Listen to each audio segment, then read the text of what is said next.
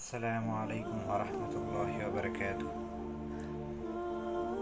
قرآن کریم ہدی للناس ہے، یعنی سارے انسانوں کے لیے ہدایت کی کتاب ہے۔ اس لیے اللہ تعالیٰ نے یقیناً اس کو آسان کیا ہے۔ اللہ تعالیٰ سورہ قمر میں فرماتا ہے وَلَقَدْ يَسَّرْنَا الْقُرْآنَ لِلذِّكْرِ، اور البتہ تحقیق ہم نے قرآن کو آسان کیا ہے ذکر کے لیے۔ اس لیے ہماری زبان پر یہ بات کبھی نہیں آنی چاہیے کہ قرآن مشکل ہے۔ قرآن ذکر کے لیے آسان ہے۔ ذکر کے دو معنی مفسرین نے لکھے ہیں: یاد کرنا، سمجھنا اور نصیحت حاصل کرنا۔ قرآن مجید ایک معجزہ ہے جو قیامت تک حرف بحرف محفوظ رہے گا۔ اس کے الفاظ بھی محفوظ، ترجمہ بھی محفوظ اور تفسیر بھی محفوظ۔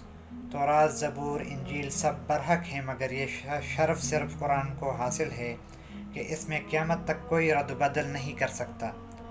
قرآن مجید کے متعلق علی رضی اللہ تعالیٰ عنہ نے نبی کریم صلی اللہ علیہ وسلم سے سنا کہ اس کتاب کو جو چھوڑے گا اللہ تعالیٰ اس کی کمر توڑ دے گا، اور جو کسی اور چیز کو اپنی ہدایت کا ذریعہ بنائے اللہ تعالیٰ اسے گمراہ کر دے گا۔ یہی خدا کی رسی حکمتوں سے بری ہوئی یاد دہانی ہے۔ اس پر عمل کرنے والے گمراہ نہیں ہوتے، اس کو دہرانے والے کا دل نہیں برتا، اس کی تازگی برقرار رہتی ہے۔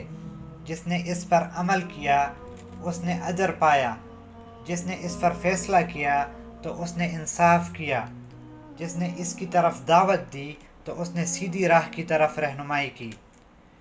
قرآن اپنے اندر بلا کی تاثیر رکھتا ہے۔ احنف بن قیس مشہور تابعی تھے۔ ایک دن قرآن کی یہ آیت سنی لَقَدْ أَنزَلْنَا إِلَيْكُمْ كِتَابًا فِيهِ ذِكْرُكُمْ أَفَلَا تَعْقِلُونَ، ہم نے تمہاری طرف ایک ایسی کتاب نازل کی ہے جس میں تمہارا ہی ذکر تذکرہ موجود ہے، تم غور و فکر سے کام کیوں نہیں لیتے؟ تم غور و فکر سے کام نہیں لیتے۔ عربی ان کی زبان تھی، سن کر چونک پڑے اور کہنے لگے ہمارا تذکرہ؟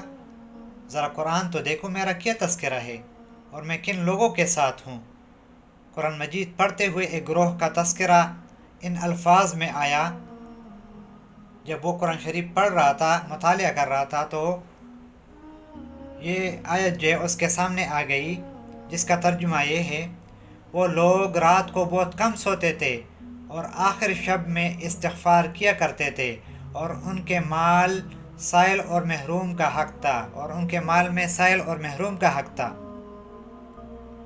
پھر آگے کچھ اور آیتوں کا مطالعہ کیا تو اس کے سامنے ایک آیت یہ بھی گزری کہ وہ لوگ راتوں کو اپنے رب کے آگے سجدے اور قیام میں لگے رہتے ہیں۔ پھر کچھ اور لوگوں کے بارے میں پڑھا جو بڑے بڑے گناہوں سے اور بے حیائی کی باتوں سے بچتے ہیں، اور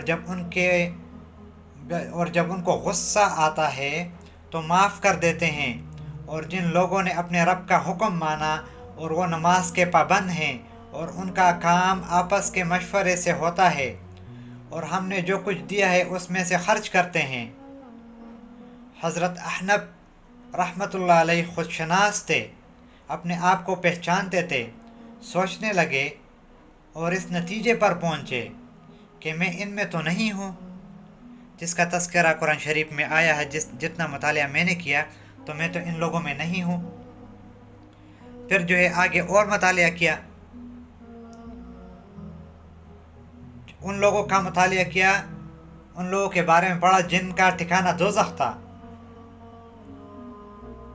جن کا ٹھکانہ دوزخ تھا، تو ان کے بارے میں جو ہے قرآن شریف میں جو ہے ذکر تھا۔ ان سے سوال تھا کہ تم کو دوزخ میں کس بات نے داخل کیا؟ تو ان لوگوں نے جواب دیا ہم نہ تو نماز پڑھا کرتے تھے اور نہ غریب کو کھلایا کرتے تھے، اور ہم باتیں بنانے والوں کے ساتھ خود بھی مشغول ہو جاتے تھے، اور ہم آخرت کا انکار کرتے تھے، یہاں تک کہ ہم کو موت آ گئی۔ احنف رحمۃ اللہ علیہ گھبرا گئے اور رب سے کہنے لگے میرا ان سے کوئی تعلق نہیں۔ अहनफ रहमतुल्लाह अलैह ने ख़ुद को तलाश किया और अल्लाह ताला की पाक किताब में अपने आप को पा लिया।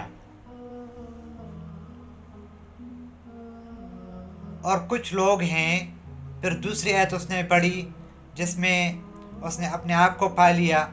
और कुछ और लोग हैं जिनको अपनी ख़ताओं का इकरार है, उन्होंने मिले जुले अमल किए थे, कुछ भले कुछ बुरे। अल्लाह ताला से उम्मीद है कि उनके हाल पर रहमत के साथ तवज्जो फरमाए। बिलाशुबा अल्लाह ताला बड़ी मग़फ़िरत वाला, बड़ी रहमत वाला है।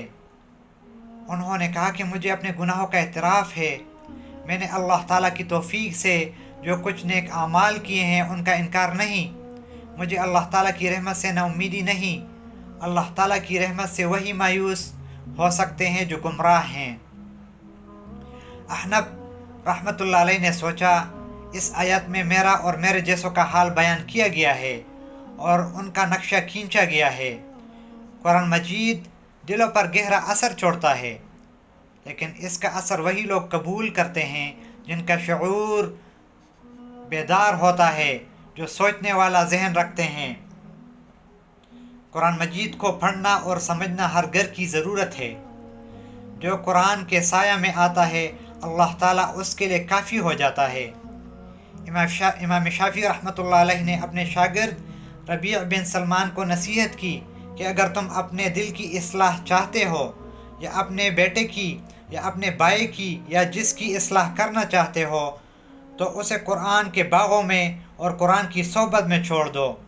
तो अल्लाह ताला हमें भी और हमारे ख़ानदान वालों को कुरान को समझने की तौफ़ीक दे दे, ताकि हम भी जो है कुरान को पढ़े और कुरान को समझे। अल्लाह ताला हमें नेक अमल करने की तौफ़ीक दे दे।